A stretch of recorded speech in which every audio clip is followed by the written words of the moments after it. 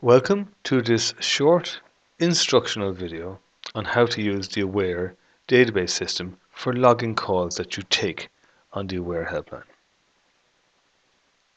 I'm assuming first of all that you have actually logged on to a computer in the center. You will be given a username and password to actually log on to the actual computer. At that stage, you will click on the icon for running the database system. And if I run it from here, you will get a screen that looks like this.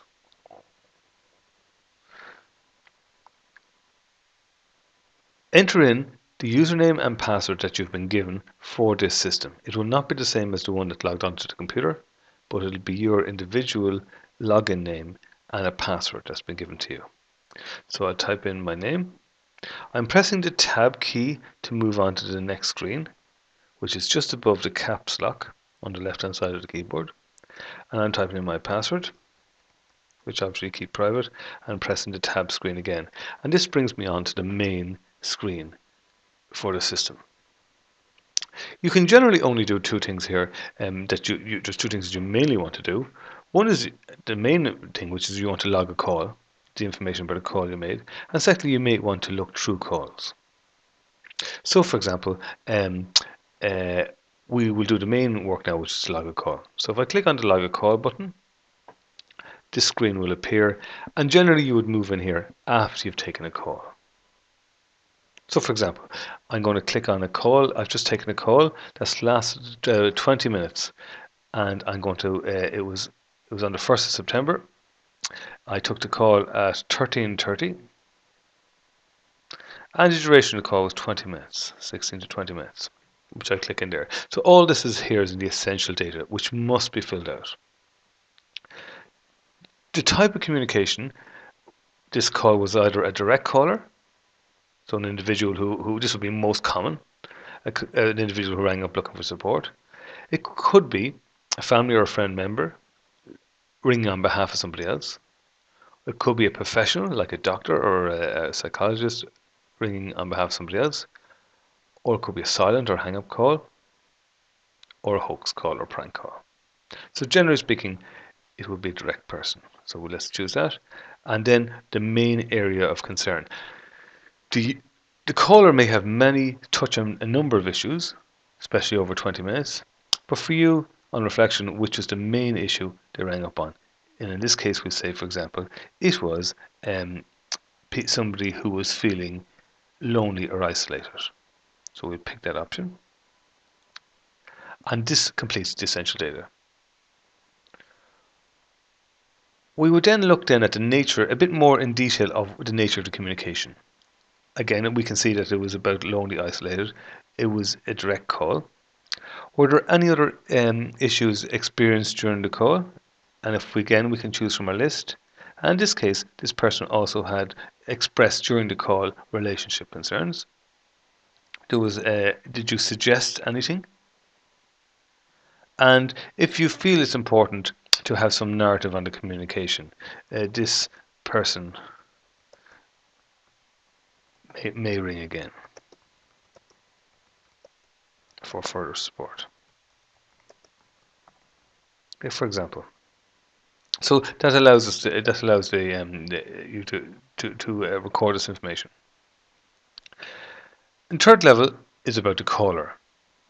So the gender of the caller, in this case, the gender of the caller was a female, and the age of the caller, if you know, was between 35 and 44. If you do not know, you don't have to specify any of this information. So, for example, if we didn't know where the caller was, we won't specify it. If indirect caller, what was the relationship? In this case, it was the direct call, so we don't fill this out. And how did the caller hear about Aware? They hear about it from the internet. Is the caller attending any Aware group? In this case, no. Was there an information pack requested? No. Is this a first-time caller? It was. And the caller's first name was Joe. So again, you only have to fill out the information that you know. If you knew the location of the caller, you can fill this in from a list, if you wish. Finally, the last part of this is to reflect on the call. So the call is finished, you're logging it. Were you affected by this call yourself?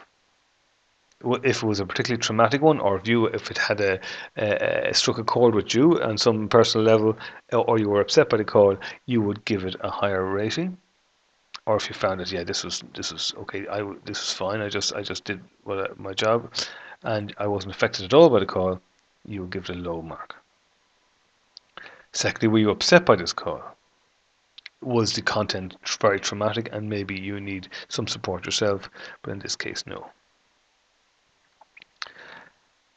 If you wish to then, write any notes about how you feel about the call.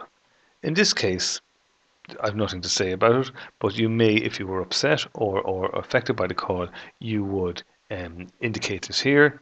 And would you like somebody to contact you, a carer to contact you about the call if you need help? If you want to flag a call, as in maybe this is somebody who's rang a number of times, or this is somebody you can't deal with properly or whatever, or some issue that you want to flag the call, you can put the information in here and you can flag the call if you wish to the supervisor.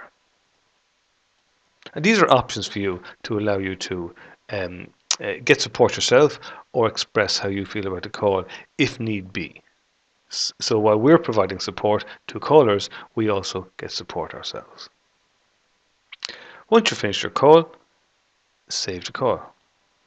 You'll be asked for your login name and your password again, just so that and press tab, and you get the save call OK, clear form, or close to continue. So I can close, or I can clear the form, and I can enter the next call.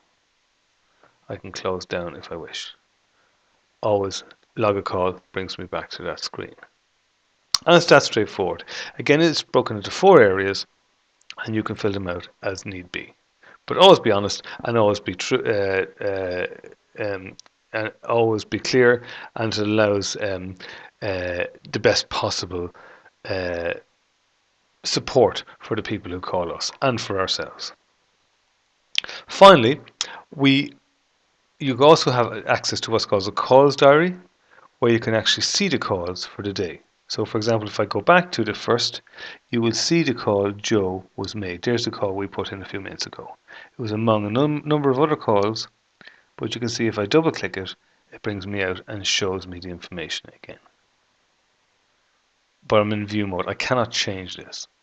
If you've made a mistake, for example, if this was a male instead of a female and you clicked the wrong button, just alert your supervisor. You can give them the number of the call. It's 45158, and the supervisor can go and edit that and make that change. And that's okay, because that does happen from time to time. So again, to recap, you can generally do, the main activity you will do is to log a call. You've got 4 pieces of information: essential data, which you have to fill out, then more details on the nature of the content, which allows you to express things, information about the caller, so anything that you know about the caller, you can fill out here for definite, or if you know it all, but you can fill out as little or as much as you know. And finally then, your reflection on the call, if you want to flag the call or if you want to get help yourself, and how do you feel about the call. And then finally, you can look through your calls through the previous days or a particular day if you wish, and see all the calls made. And you can click on any call and view it. And that might allow you, if you see one of your calls, or maybe if the same person is calling a lot of times, you can see that. When you're finished, then hit the close button and hit the X button, and that logs you out of the system. And that means that you're not responsible for anything once you log out of the system. Your name is not there.